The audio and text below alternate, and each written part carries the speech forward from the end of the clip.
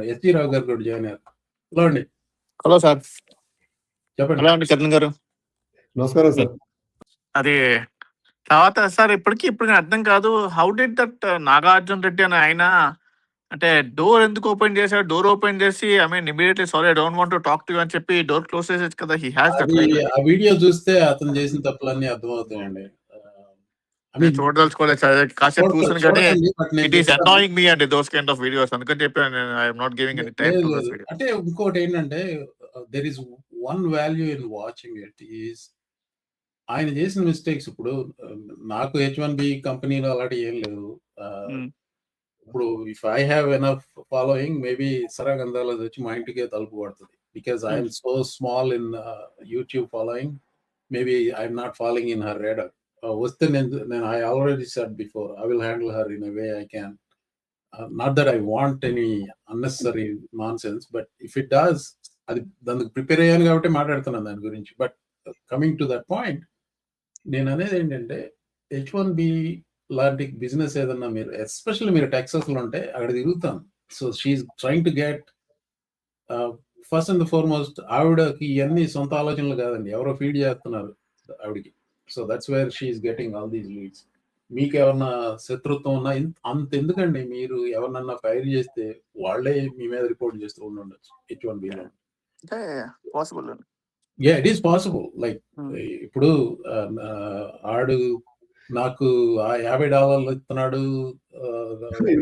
Client ఏమో ఆడికి $80 ఇస్తున్నాడు, నా దగ్గర $30 దొబ్బాడు.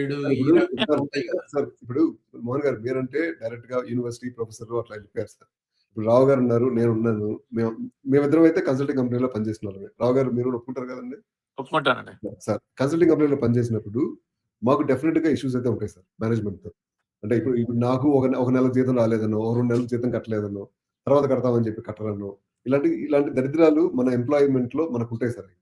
అన్ఫార్చునేట్ గా ఇప్పుడు నాకు మడుతుంది, రావు గారికి మడుతుంది. అంటే ఇట్లా H1B సర్కిల్లో ఈ ఐటీలో తిరిగిన వాళ్ళందరిలో, అంటే ఎక్కువ మటుకు ఈ ఇండియన్ కన్సల్టింగ్ కంపెనీలో పనిచేసిన వాళ్ళందరికీ ఒక బ్యాడ్ మెమరీ అయితే ఉంటుంది. We're all hurt. Let's talk about that. This is not the time to what is the right thing to do? So what is the right thing to do?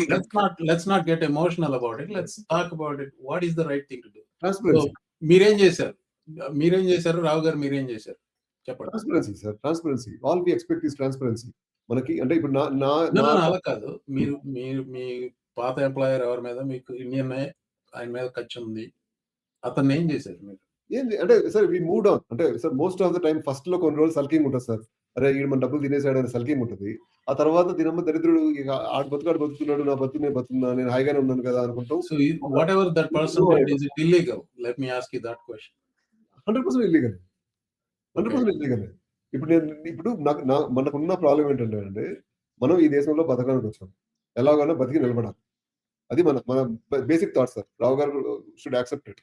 మన basic thought అది. Basic thought లో speed breaker వచ్చిందంటే అక్కడ ఆగిపోయాం కదా sir. ఆగిపోయి తవ్వేసేయం కదా sir. Speed breaker అక్కడ ఎగురుతాం, అట్లా డింగ్ ఎగురుతాము, ఎగిరి ముందుకెళ్ళి మళ్ళీ రోడ్ స్మూత్ అవుతుంది అనుకుంటున్నాం అంతే. యాక్చువల్ గా అంటే నాకు కూడా సిమిలర్ ఎక్స్పీరియన్సెస్ ఉన్నాయండి. అంటే the first company exploited me, second company also exploited me. అంటే జీతాలు ఇస్తున్నారు కానీ పీనట్స్ అండి. అంటే actual that getting a big share వాళ్ళ బోల్ ఉంచుకొని నాకు చాలా జీతాలు ఇస్తున్నారు, ఏం చేయలేము అంటే bottom line. But third company when I moved in, that was the best company అండి. I mean everything was transparent, I don't have any issues. But ఏంటంటే ఐ థింక్ మనం అంటే ఇక్కడ H1B వాళ్ళు I think they become submissive అనుకుంటున్నాను to the employers. Let me ask you this అండి, మీరు verbal గా చేసి ఉండకపోవచ్చు, or even in writing obviously you won't do it. Meaning ఇప్పుడు మీకు in writing you won't do it, but if the employer tells you this is what I'm going to do for X, Y, and Z, and if that X, Y, and Z is something you agreed to, I'm not talking whether that X, Y, and Z is well within the legal framework or not. Let's get to that later. మీరు ఒప్పుకున్నారు, verbal గానే ఒప్పుకున్నారు.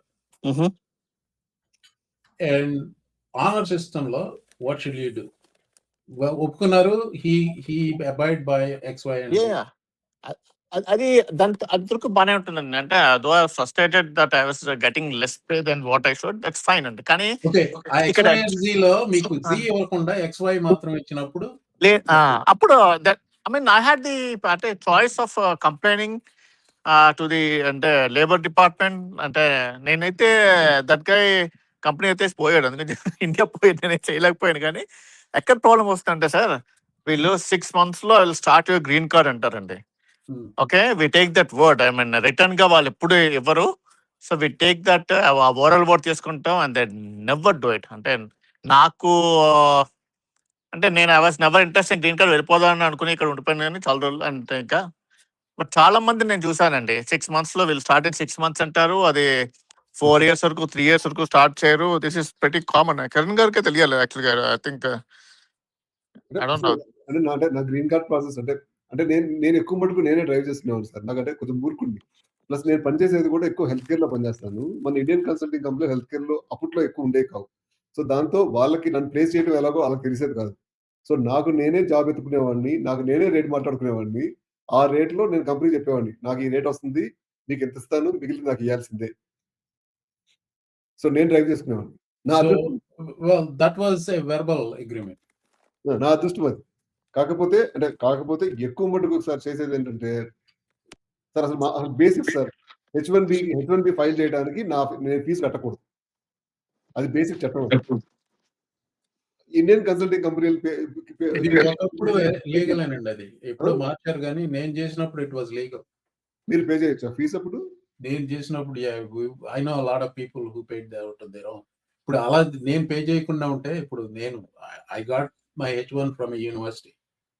So the university wouldn't allowed me to do it if it is illegal. Okay. So అంటే 92లో అది. I mean somebody has to verify at the time.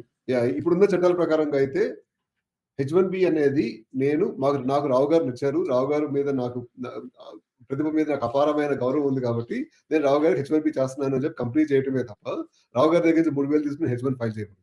Sir ఆ మాట మీద నిలబెట్టి నా 3,000 నాకు ఇచ్చేసాను మీరు. మీరు నాకు ఎప్పుడు పని చేయలేదు.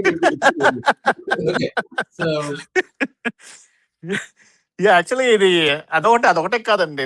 గ్రీన్ కార్డ్ లో లేబర్ స్టేజ్ కి డబ్బులు తీసుకోకూడదు అనుకుంటా అండి కంపెనీస్. బట్ టేక్ అండి, ఎవ్రీ కంపెనీ ఎంతో కొంత చిన్నది ఏదో ఉంటుందండి. అందుకని చెప్పి ద బెస్ట్ థింగ్ అంటే is close the door on Saurav Gonsalves, people like Saurav Gonsalves and not talk to her.